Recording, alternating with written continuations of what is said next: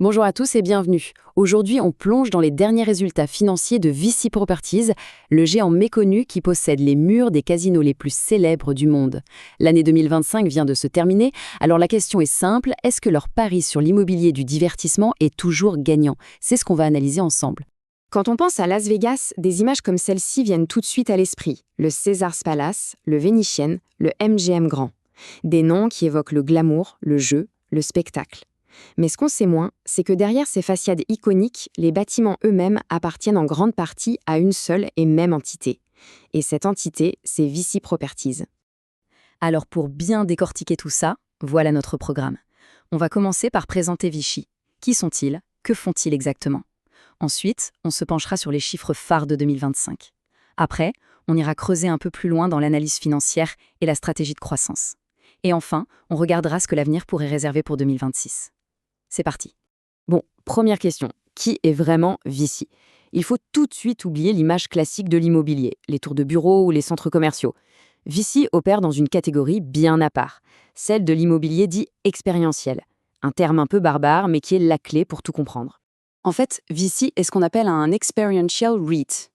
REIT, ça veut dire Real Estate Investment Trust, une sorte de foncière cotée. Et expérientiel, ça signifie qu'ils investissent uniquement dans des lieux où les gens viennent pour vivre quelque chose de spécial. Des casinos, bien sûr, mais aussi des hôtels, des spas, des salles de spectacle. En gros, ils possèdent les briques et le mortier et ils louent ces emplacements exceptionnels à des grands noms qui, eux, s'occupent de l'exploitation. Et quand on parle de leur portefeuille, le mot colossal est à peine assez fort. Jetez un œil à ces chiffres. On parle de presque 100 propriétés, plus de 60 000 chambres d'hôtel, des centaines de restaurants. Mais le chiffre qui est vraiment impressionnant, c'est le dernier. 100% de taux d'occupation. C'est simple, il n'y a pas un seul de leurs locaux qui soit vide. Tout est loué, tout génère du revenu. C'est une machine incroyablement bien huilée. Bon, maintenant que le décor est planté, passons aux choses sérieuses, les chiffres marquants de l'année 2025. C'est là qu'on va voir si le modèle économique tient ses promesses. Premier indicateur clé, le chiffre d'affaires. Il affiche une croissance de 4,1% par rapport à 2024.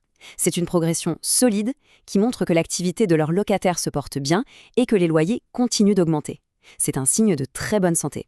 Et voici un chiffre encore plus important pour une société comme Vici, l'AFO par action. Il a bondi de 5,1%. L'AFO, ou Adjusted Funds from Operations, c'est un peu le pool de la rentabilité réelle pour un REIT. Ça mesure le cash que l'entreprise génère vraiment, celui qui peut être utilisé pour payer les dividendes. Une croissance de plus de 5% là-dessus, c'est donc une excellente nouvelle. Et Vici ne se contente pas de gérer son patrimoine. L'entreprise est en mode offensif. En 2025, elle a engagé plus de 2 milliards de dollars dans de nouveaux investissements, que ce soit des acquisitions ou des projets de développement. C'est la preuve qu'ils ont une vision à long terme et qu'ils continuent de bâtir leur empire. D'accord, les grands chiffres sont bons. Maintenant, on va mettre les mains dans le cambouis et regarder les états financiers d'un peu plus près pour voir comment tout ça s'articule. Ce tableau résume bien la situation. On voit le chiffre d'affaires total qui passe de 3,85 à plus de 4 milliards de dollars en un an. Et le bénéfice net, lui aussi, est en belle progression, passant de 2,68 à 2,78 milliards. La trajectoire est donc clairement ascendante et régulière. On revient sur cet acronyme, AFFO, parce qu'il est absolument central. Si on ne devait retenir qu'un seul indicateur pour un REIT, ce serait celui-là. Il mesure vraiment la performance opérationnelle et surtout la capacité de l'entreprise à retourner de l'argent à ses actionnaires via les dividendes. C'est le nerf de la guerre. Et ce graphique le montre parfaitement.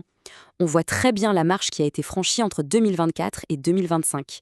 L'AFFO total est passé de 2,37 à 2,53 milliards de dollars.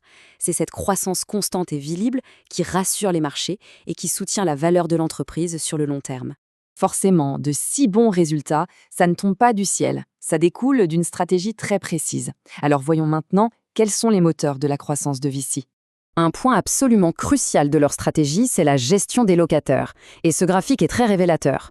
On voit que deux géants, Caesars et MGM, représentent à eux seuls quasiment les 3/4 des revenus. D'un côté, c'est une force immense, car ce sont des partenaires financiers très solides. De l'autre, c'est évidemment un risque de concentration. La diversification des locataires est donc un enjeu majeur pour l'avenir. Ensuite, la stratégie d'acquisition repose sur un double pilier. D'un côté, on a les joyaux de la couronne, les actifs irremplaçables de Las Vegas comme le Caesars Palace, qui assure le prestige et des revenus stables. Et de l'autre, VC mène des acquisitions très ciblées sur des marchés régionaux dynamiques, comme ici avec l'Aquarius.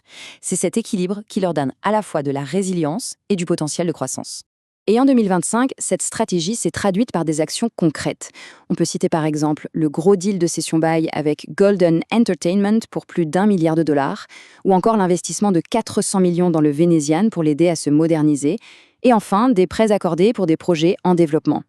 VC n'est pas qu'un simple propriétaire, c'est aussi un partenaire financier actif dans la croissance de ses locataires. Très bien, 2025 a donc été une excellente année. Mais en finance, on regarde toujours vers l'avant. Alors, que nous dit VC sur ses prévisions pour l'année qui vient, pour 2026 ? Alors voilà les prévisions officielles de l'entreprise, leur guidance comme on dit. La direction s'attend à ce que l'AFFO continue de grimper en 2026 pour atteindre entre 2,59 et 2,625 milliards de dollars. En clair, ils anticipent de générer encore plus de cash l'année prochaine. C'est un signal de confiance très fort envoyé aux investisseurs sur leur capacité à maintenir la croissance. En conclusion, 2025 a été une année de confirmation pour VC. Elle a prouvé la solidité de son modèle économique unique basé sur des actifs emblématiques et des contrats de location en béton. Les finances sont saines, la stratégie est claire et la croissance est au rendez-vous. La grande question maintenant, c'est de savoir si ce pari sur l'expérience, le divertissement physique, continuera d'être aussi rentable dans un monde qui se digitalise. C'est sans doute là que se jouera le prochain coup de VC. Voilà pour cette analyse, merci de nous avoir suivis.